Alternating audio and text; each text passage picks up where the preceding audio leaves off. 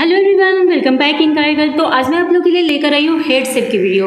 और गाइस, कई बार आप लोग पूछते हैं कि कस्टमर हेड शेव क्यों करवाई, आपने ऐसा क्यों किया। तो ये सब का मैं रीज़न नहीं बता सकती हूँ क्योंकि मैं क्लाइंट से नहीं पूछती हूँ।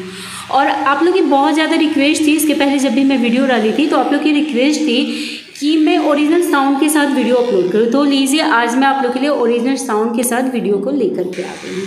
तो लास्ट तक देखिए, अच्छा लगे तो लाइक कमेंट जरूर कीजिए।